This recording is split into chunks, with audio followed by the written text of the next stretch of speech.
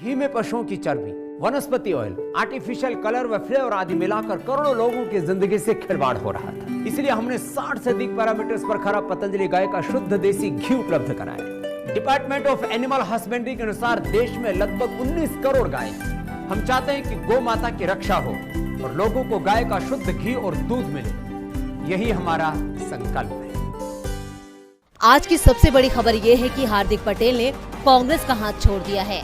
Social media से लेकर TV चैनलों तक में इस खबर को अलग अलग अंदाज में पेश किया जा रहा है, लेकिन हार्दिक पटेल के इस्तीफे ने कई सवाल खड़े कर दिए हैं। अगर हार्दिक लंबे वक्त से राज्य पार्टी इकाई और कांग्रेस नेतृत्व से नाराज थे, तो दाहोद में राहुल गांधी के साथ मंच क्यों शेयर किया? अगर उन्हें शिकायत थी तो राहुल गांधी से आसानी से अपनी बात उन तक पहुंचा सकते थे, लेकिन हार्दिक ने कांग्रेस से इस्तीफा देना ज्यादा आसान समझा। हालांकि हार्दिक पटेल कांग्रेस से क्यों नाराज थे, इस बात के काम करने के तरीके समेत कई कारण गिनाए जा चुके हैं। खुद पाटीदार नेता भी ये कह रहे हैं कि उनका उत्पीड़न किया जा रहा है, लेकिन इस दौरान पाटीदार नेता नरेश पटेल का नाम भी सामने आता रहा है, जिसके तार हार्दिक पटेल की नाराजगी से जोड़कर देखे जा रहे हैं। तो क्या नरेश पटेल की कांग्रेस में एंट्री ही हार्दिक की एग्जिट का कारण बनी है? कांग्रेस कोडलधाम मंदिर ट्रस्ट के अध्यक्ष और लोकप्रिय पाटीदार नेता नरेश पटेल को पार्टी में शामिल करने पर विचार कर रही है।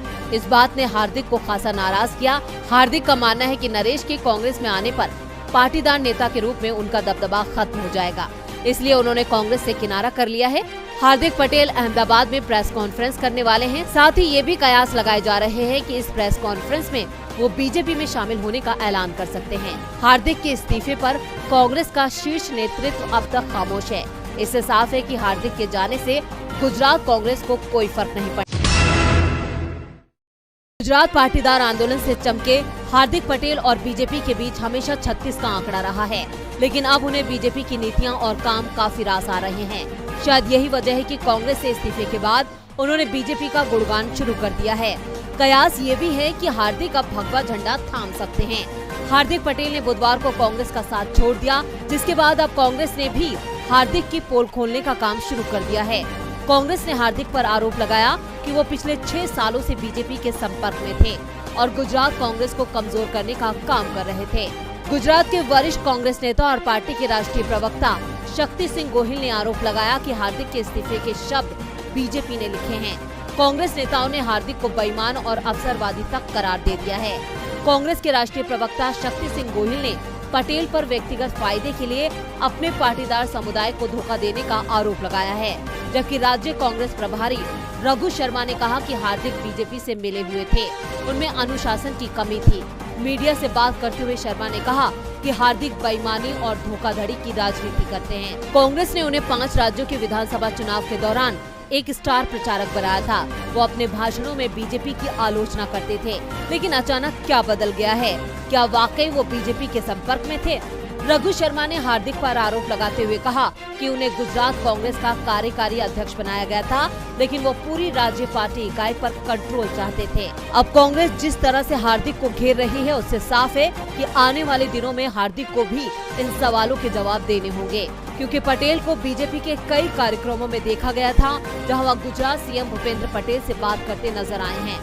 साथ ही हार्दिक पर दर्ज मुकदमों को बीजेपी ने वापस लिया और कोर्ट से उन्हें राहत दी गई। ये घटनाक्रम साफ करता है कि कांग्रेस के आरोपों में काफी सच्चाई है। आज सभी की नजरें हार्दिक की प्रेस कॉन्फ्रेंस पर होंगी, जहां वो कांग्रेस के सवालों का जवाब दे सकेंगे।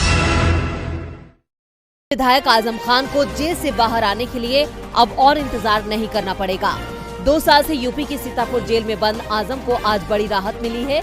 सुप्रीम कोर्ट ने उन्हें 89वें मामले में अंतरिम जमानत दे दी है। आजम खान के खिलाफ दर्ज कुल 89 में से 88 मामलों में उन्हें पहले ही जमानत मिल चुकी थी। खबरों की माने तो अगर अब उनके खिलाफ कोई नया मामला दर्ज नहीं होता है, तो 89वें मामले में आज सुप्रीम कोर्ट से जमानत मिलने के बाद उनके जेल से बाहर आने का रास्ता साफ हो चुका है। अंतरिम जमानत देने के साथ ही देश की सर्वोच्च अदालत ने छूट दी है कि सपा नेता निचली अदालत में 2 हफ्तों में नियमित जमानत के लिए भी आवेदन कर सकेंगे। सुप्रीम कोर्ट ने कहा है कि सेशन कोर्ट की तरफ से नियमित जमानत मिलने तक अंतरिम जमानत जारी रहेगी।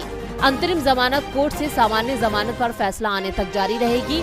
अगर कोर्ट आजम को सामान्य जमानत नहीं देती है, तो अंतरिम जमानत अगले 2 हफ्तों तक जारी रहेगी। सुप्रीम कोर्ट ने फैसला सुनाते हुए कहा कि आजम की जमानत की शर्तें ट्रायल कोर्ट ही तय करेगा। सामान्य जमानत के लिए आजम खान को 2 हफ्तों के अंदर अर्जी लगानी होगी। पिछली बार आजम की जमानत पर सुनवाई में योगी सरकार ने उन्हें आदतन अपराधी बताया था। योगी सरकार ने आजम को भूमाफिया कहते हुए सुप्रीम कोर्ट में जमानत का विरोध किया था।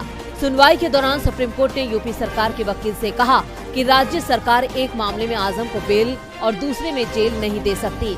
यही नहीं, कोर्ट ने एक सुनवाई में आजम की बेल की मांग पर सुनवाई में देरी को न्याय का मजाक बताते हुए नाराजगी जाहिर की थी। सुप्रीम कोर्ट से मिली जमानत के बाद अब आजम जल्द ही जेल से रिहा हो सकते हैं। आजम की जमानत की खबर पर उनके समर्थकों ने खुशी जाहिर की है। आजम और उनके परिवार के लिए आज का दिन ईद से कम नहीं है, लेकिन आजम की जमानत से योगी सरकार की मुश्किलें बढ़ना तय है।